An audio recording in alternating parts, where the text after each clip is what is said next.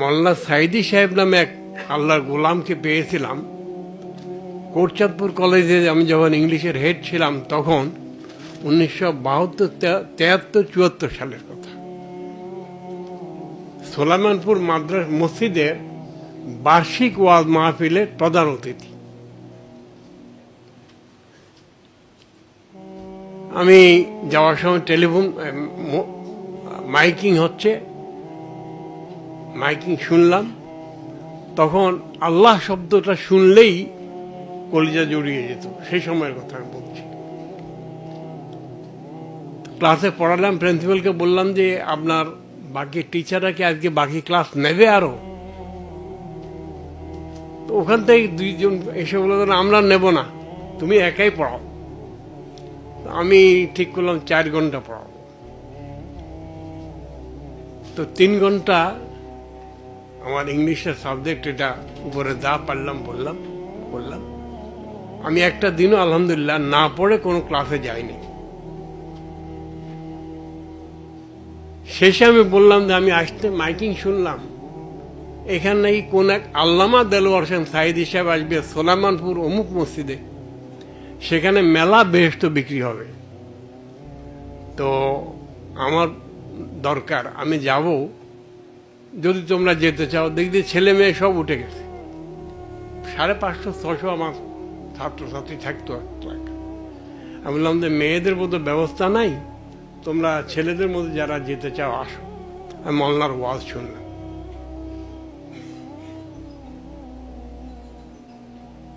আমি কথাটা এই জন্য বলছি, এটা আমার জিন্দেগির, আমার নিজের জন্য শিক্ষা। পরে ওনাকে দোকানে, বাজারের ভিতরে একটা দোকানের দোতলায় রাখছে। আমি সকালবেলা ফজর পড়ে মসজিদে ওনার সাথে দেখা করতে গেলাম। ওনাকে বললাম যে মাওলানা, কালকে তো আমি বেস্টে কিনতে গিয়েছিলাম, কিন্তু একটা বেস্ট আপনি বিক্রি করেন নাই। তো যাই হোক, আমি আপনার কাছে আসছি, 2-4টা কথা বলবো। উনি বললেন যে বলেন, আমি অপেক্ষা করছি। আমি বললাম যে আচ্ছা, আপনাদের কোরআনের মধ্যে এই কথা নাই? তিনি বললেন যে আপনাদের কোরআনও আছে। পরে আমি বললাম আচ্ছা, আপনাদের হাদিসে, নবীর হাদিসে এই কথা নাই? কয় যে আপনাদের নবীর হাদিসও আছে। আমি তো দেখলাম যে গুলমেলা মালানা। পরে আমি বললাম যে আচ্ছা ঠিক আছে, আজকে আপনার প্রোগ্রাম আলমপুর, এদিকে সোলাইমানপুর, এটা কোটচাঁদপুর, এদিকে আলমপুর, ওইদিকে ফুলবাড়ি। পরে আলমপুরে প্রোগ্রাম। মালানা, আপনাকে আজকে শুধু শুধু লা ইলাহা ইল্লাল্লাহ এর উপরে কথা বলতে পারবেন কিনা? আমি পারবো না, আমার আল্লাহ তৌফিক দিলে পারবো। আমি ইংলিশের শিক্ষক, ওয়াজ মাহফিলে যায় না, আমি বেশরম গেছি, সাথে অনেক ছাত্রছাত্রী গেছে, সাধারণ লোকেরও গেছে। এবং সাঁকো পের হইতে আমি পড়েও গেছি নদীতে, সেই কপোতাক্ষতে। তারপরও পেছনে আসি নাই, ভিজা কাপড় নিয়ে আমি ওই মওলানার আলোচনা শুনতে গেলাম। আল্লাহর রহমত, তিনি এর উপরে কথা বললেন। পরের দিন সকাল আবার গেলাম। আমি মাওলানা, কালকে তো আপনি এটা আপনি বলেছেন, আজকে ফুলবাড়িয়াতে প্রোগ্রাম, আপনি শুধু মোহাম্মদ রাসূলুল্লাহ সাল্লাল্লাহু আলাইহি ওয়াসাল্লাম বললেন। আমি চেষ্টা করব, আমার আল্লাহ আমাকে তৌফিক দেন। সেখানে আমি গেলাম। প্রথমটাতে আমি 1000 লোক দেখেছি সোলাইমানপুর, দ্বিতীয়টাতে 2-2.5 হাজার লোক দেখেছি, তৃতীয়টাতে 5000-এর বেশি উপরের লোক দেখেছি। কথাটা আমি এই জন্য বললাম যে আল্লাহর গোলামের সাথে আমার দেখা তিনি করে দিয়েছেন, আর আমি ছিলাম অভুক্ত, তৃষ্ণার্থ।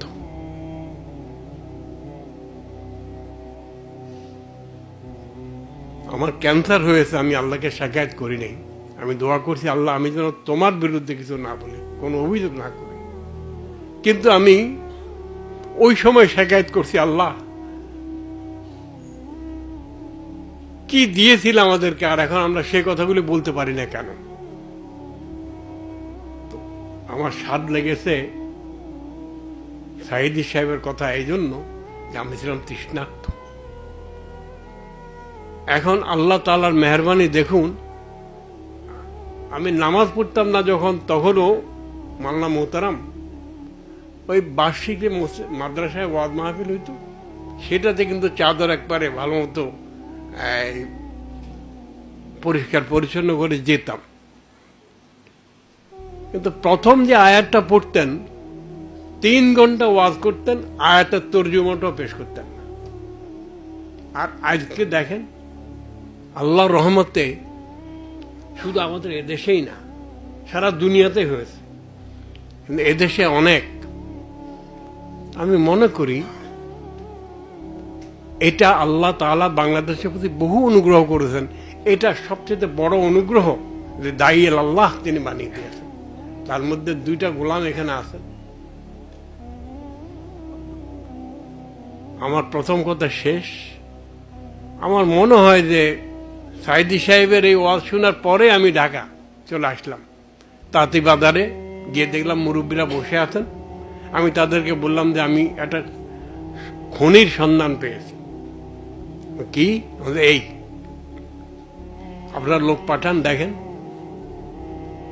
তারপর আলহামদুলিল্লাহ প্রোগ্রাম হলো, সাইদি সাহেব সারা দেশে আলোচনা করলেন। আর এখন তো না সময় দিতে পারেন না, এই যে বললেন না, এই গোটা রমজানে একটা প্রোগ্রাম নিয়েছেন আহমদুল্লাহ সাহেব, আর ওনারটা আমি শুনবো পরে। যাই হোক, আমি 2টা দাবি জানিয়ে শেষ করতে চাই। এর দাবি সকলের কাছে, মেইনলি এই 2 বুজুর্গের কাছে। আগের দিনে কিন্তু বড় বড় বিল্ডিং করে এই দিনী মাদ্রাসা হতো না। একজন উস্তাদকে কেন্দ্র করেই দূর দূরান্ত বহু দূর থেকে, দূরের দেশ থেকে লোকেরা পড়তে আসতো। আমার প্রথম দাবি হচ্ছে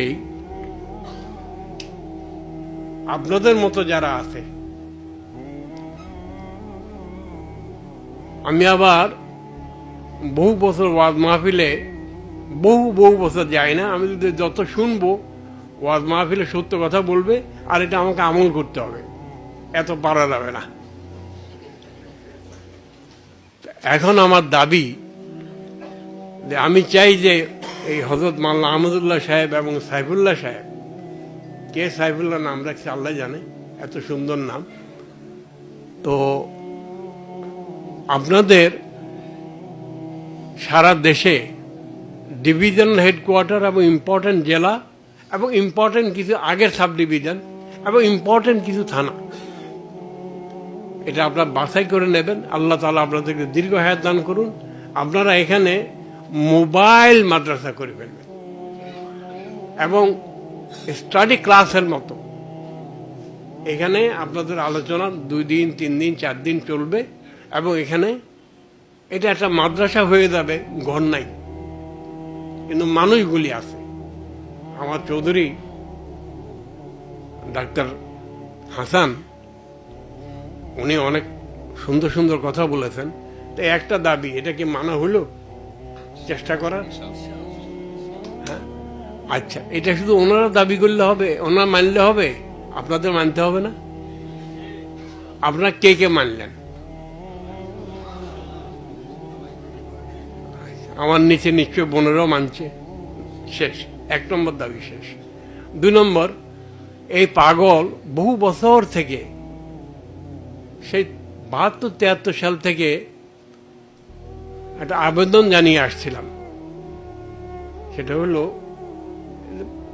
ইমাম বেশিরভাগ জায়গাতেই ট্রেডিশনাল খুতবা দেয়। ইদানিং আলহামদুলিল্লাহ অনেক মসজিদে অর্গানাইজড খুতবা দেয়। আমার নানা ছিলেন একজন এলএমএফ ডাক্তার 1916-এর। তিনি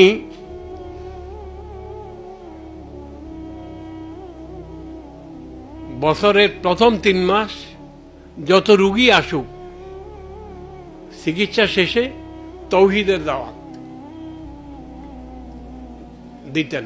4 মাস, প্রথম 4 মাস তৌহিদের দাওয়াত দিতেন, এই অল্প সময়। তারপরে 4 মাস রেসালাতের দাওয়াত দিতেন, না সরি 3 মাস রেসালাতের দাওয়াত দিতেন, তারপরে আখেরাতের দাওয়াত দিতেন, আর শেষে কোরআন এবং হাদিস এর দাওয়াত দিতেন, সারা জিন্দেগি করেছেন এটা। আচ্ছা, আপনারা যারা ডাক্তার, 1973-74 সালে এই ঢাকাতেই মেডিকেল কলেজে আল্লাহর এক গোলাম, আপনারা তাই কেউ চিনেন চিনেন না, এখানে আছে, আমি মেডিকেল কলেজে স্পেশাল দাওয়াতি কাজ শুরু করলাম। আমাকে কেউ কেউ বললেন যে আপনি এটার উপর এত জোর দিচ্ছেন কেন? আমি বললাম যে এমন হইতে পারে দেশে আমরা কেউ থাকবো না, কিন্তু এই দেশ দুই শ্রেণীর লোক ছাড়া চলবে না, এক ডাক্তার আর হচ্ছে কৃষিবিদ। ডাক্তারদের যেখানে যায় তারা আলোকবর্তিকা হিসাবে কাজ করবে। আর আমি তখন ওই যে বড় কমিউনিস্ট নেতা ছিলেন হিন্দু, মনি সিং, মনি সিং অসুস্থ হয়েছে এবং দাড়িওয়ালা ডাক্তারের কাছে গিয়েছে। ডাক্তার রোগও দেখতেছে এবং তৌহিদের কথা বলতেছে। মনি সিং কি তার হাত কেড়ে নেবে? না, আমি তোমার কাছে চিকিৎসা করব না, এটাই করবে।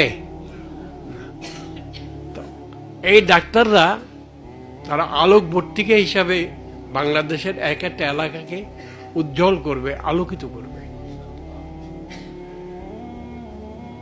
এখন এই ইবনে সিনা, আমি আপনাদেরকে সাক্ষী রেখে বলতেছি, এটা আমার বিরাট স্বপ্ন ছিল করার, অনেক বছর লেগেছে শুরু করতে। আজকে ইবনে সিনার সুনাম দুই কারণে হয়েছে। একটা হচ্ছে যে বাপেরা মেয়ে পড়াইতে পাঠায়, এখানে ইজ্জতের একটা নিরাপত্তা আছে। আর আপনার টিচার যারা আছেন তারা আমি শুনেছি ভালো পড়ান। অল্প কয়েকটা প্রাইভেট মেডিকেল কলেজের মধ্যে ইবনে সিনা একটা। কিন্তু বাপের ছেলেকে বা মেয়েকে মেডিকেলে পড়ায় কি জন্য? পাশ করলে পয়সা আয় করতে পারবে ভালো, তো তারা এই কাজটাই তো করে। পাশ করার পরে পয়সা আয়ের জন্য বাপে পড়াইছে, মায়ে পড়াইছে, তো এই কাজটাই তো করে নাকি? আল্লাহ কি কোনো দায়িত্ব দিয়ে পাঠায়নি? তো সেটা কে করবে? আপনারা আমার কথা বুঝতে পারছেন, আমিও শেষ করতে চাই। আজকে আহমদুল্লাহ সাহেবের প্রোগ্রাম না হলে আমার এখানে আসা হইতো না। আর এখানে না আসলে এই promised boys and girls, ladies and gentleman, আমার মায়েরা, বোনেরা, মেয়েরা এবং আমার ভাইয়েরা, বাপেরা, ছেলেরা, আমি আপনাদের চেহারা একসাথে দেখতাম না। আমার এই হয়তো পড়ন্ত বেলায় অথবা আরো অনেক দিন বেঁচে থাকতে হবে, একটা দোয়া করবেন বিছানায় শুয়ে শুয়ে যেন না মরে। আমি এই দাবি করতে চাই, দুনিয়ার জন্য ডাক্তার হবেন না আপনারা, দিনের জন্য ডাক্তার হন, দেশের জন্য ডাক্তার হন, মানুষের জন্য ডাক্তার হন। এবং মানুষ মানুষ মানুষ, মুসলমান নয়, হিন্দু নয়, বৌদ্ধ নয়, খ্রিস্টান নয়, ইহুদি নয়, মানুষ। এবং আপনারা মেহরবানি করে বাংলাদেশের প্রতি ইঞ্চি মাটিকে, প্রতিটি বালু কোনাকে মানুষ হেঁটে যাওয়ার সময় যেন শুনে লা ইলাহা ইল্লাল্লাহ পড়তেছে। কি আওয়াজ কোত্থেকে আসে? মানুষ নেই, ওই বালি থেকে, গাছ থেকে, পালা থেকে, সব জায়গা থেকে যেন আওয়াজ আসে। সেদিনটা আল্লাহ তাআলা আমাদেরকে দেখে যাওয়ার তৌফিক দেন, আর তার উসিলা আপনারা হবেন। আর মাদি মাল্লা হবে এরা, এই যে মাল্লারা। তো প্রায় তাহলে ক্লাস হবে। মাল্লা সাইদি সাহেবকে আমি বলেছিলাম যে মাল্লা আপনি এটা শুরু করেন, বর্ষাকালে ওয়াজ করা যায় না বাইরে, ঢাকাতে এবং বিভিন্ন জায়গাতে হলে শুরু করেন। কিন্তু এটা দিনের বড় বড় দায়ী যারা, তাদের মাথা আমি ঢুকাতে পারিনি, কারণ আমার তো ক্ষমতা নাই, যোগ্যতা নেই, কথা বলতে পারি না। তো আপনারা মেহরবানি করে আপনাদের বন্ধুকে, কারা কারা বন্ধু, পরিষ্কার মাথাওয়ালা বন্ধু, ওয়াজ সুন্দর করার জন্য মিষ্টি কথা বলে না, হক কথা বলার জন্য কথা বলে,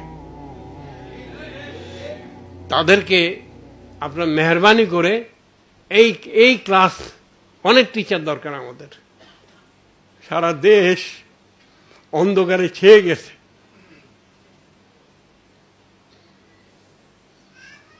এটাকে আলোকিত করতে হলে এই রশি আপনাদেরকে ধরতে হবে। এই নৌকা, নদীতে পানি নেই, টেনে নিয়ে যেতে হবে। যেমন ইস্তাম্বুল জয় করেছিলেন, ওই জাহাজ টেনে নিয়ে গিয়েছিল যেভাবে, সেভাবে আপনারা নেবেন। আর আপনাদেরকে আসলেই টেনে নিয়ে যাবেন কে? আল্লাহ। আমি ইবনে সিনার সকলকে শুকরিয়া জানাই। এই আহমদুল্লাহ সাহেব আর আহমদুল্লাহ সাহেবের রসুল্লাহ সাইফুল্লাহ সাহেব, তাদেরকে দেখলাম। আর এরকম একটা আপনাদেরকে একসাথে দেখার একটা লোভও ছিল, এটাও পূরণ হইল। আমি আমার কথা শেষ করতে চাই।